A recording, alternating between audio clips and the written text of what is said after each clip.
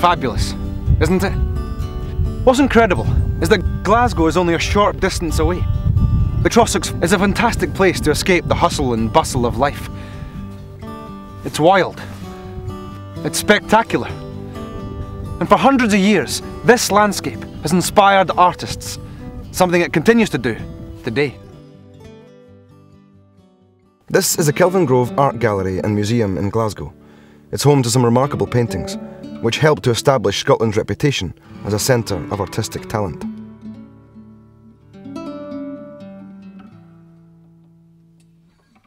A major catalyst in the early 19th century was the publication of Sir Walter Scott's Lady of the Lake.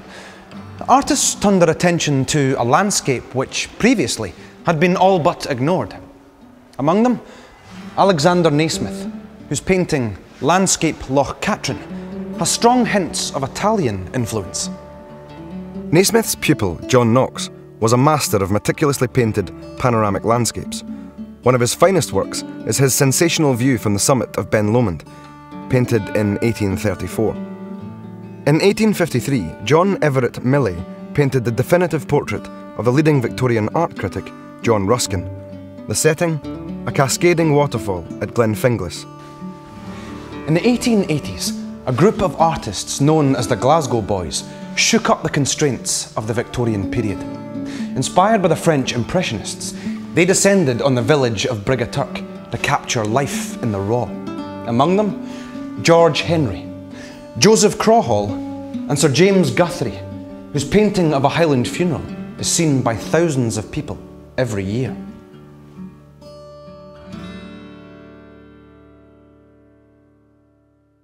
Yeah, just lift it in there like that. Line it up. That's it. Rob Mulholland is a sculptor and artist who lives and works in the Trossachs.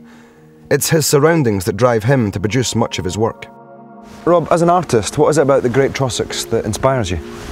Well, we moved up here about 14 years ago, and I think the main reason we moved here was we just loved the varied kind of landscape you get in the Trossachs. It's almost like a mini Scotland, and particularly as an artist, I'm really inspired by the changing light and the changing atmosphere.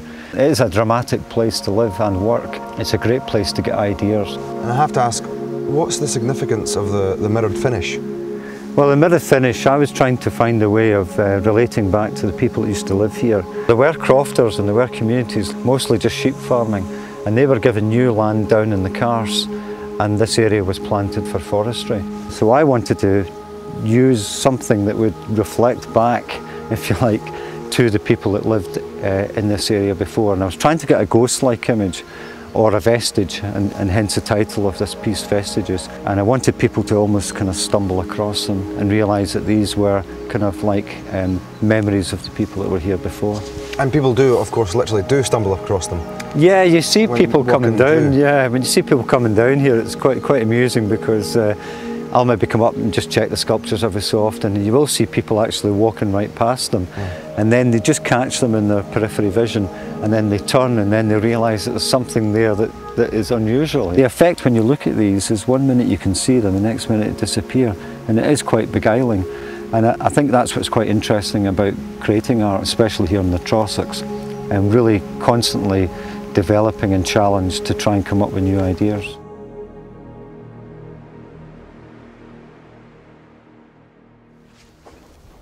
This is the Trossachs Church, just a few miles from Brigaturk on the shores of Loch Achray. A perfect place for artists to find their inspiration.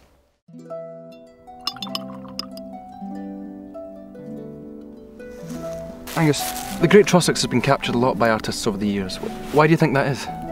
I think it's got a terrific variety of interest, and within a very small area, and also it's reasonably easily accessed from central Scotland, from towns about, so you can come for the day, you don't need to come for longer if you don't want to.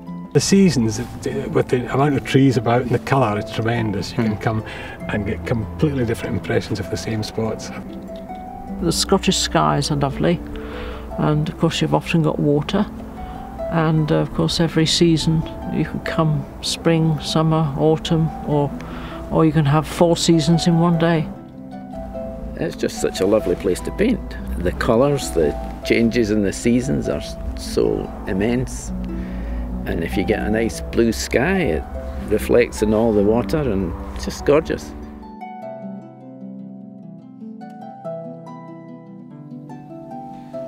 For the landscape artist, the Great Trossachs forest really does have everything. Rocky crags, lichen-laden trees, spectacular waterfalls, and lochs that mirror the beauty of the scenery.